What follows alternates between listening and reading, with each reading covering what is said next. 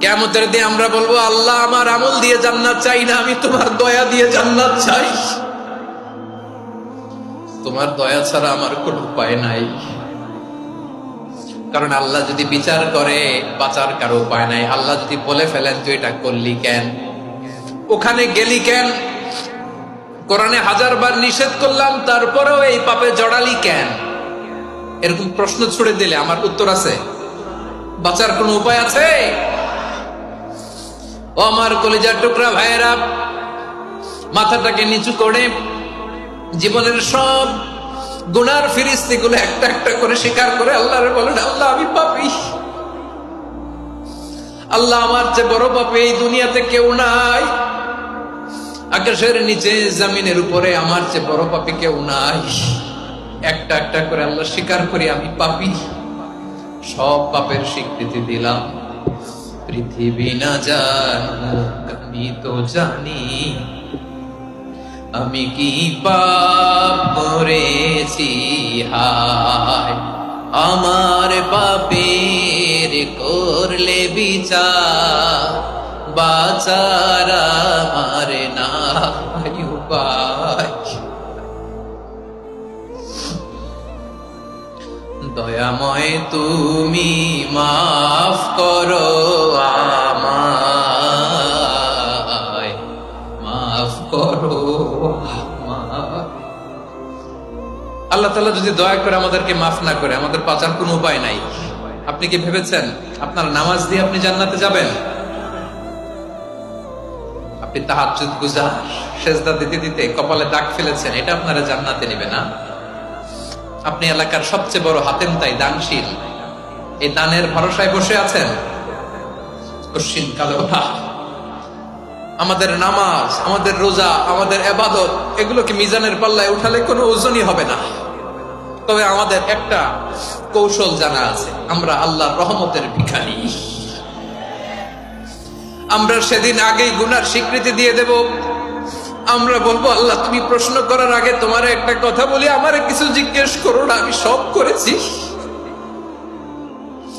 এমন কোন পাপ নাই যে পাপ আমারে দিয়ে হয় নাই। তোমার রহমত দিয়ে তুমি জান্নাতে পাঠাবা, তোমার দয়ায় জান্নাতে যেতে চাই, আমল দিয়ে না। পারবেন বলতে? কিয়ামতের দিন আমরা বলবো, আল্লাহ আমার আমল দিয়ে জান্নাত চাই না, আমি তোমার দয়া দিয়ে জান্নাত চাই। তোমার দয়া ছাড়া আমার কোনো উপায় নাই।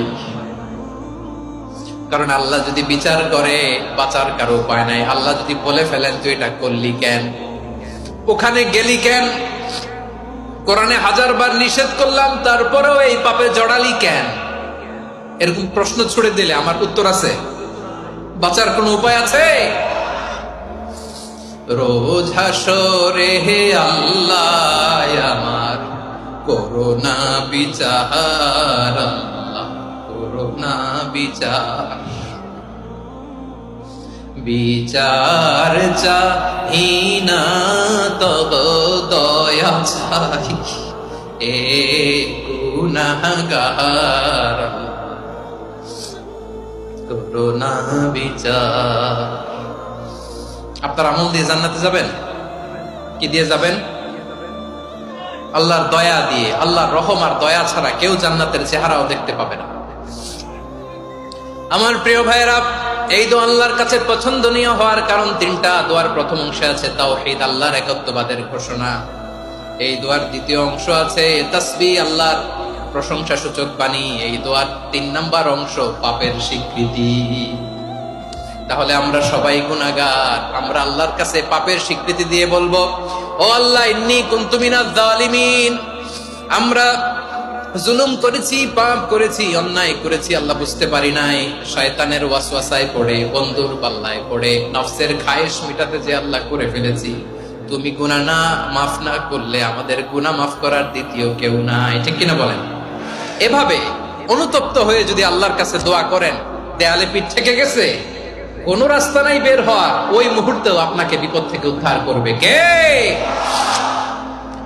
বিশ্বনবী চরম বিপদে পড়লে 2টা দোয়া পড়তেন। প্রথম হলো এটা, লা ইলাহা ইল্লা আনতা সুবহানাকা ইন্নী কুনতু কুনতু মিনাল যালিমিন। এই দোয়াটা আমরা বেশি বেশি পড়ব প্রিয় ভাই। রাজি আছেন?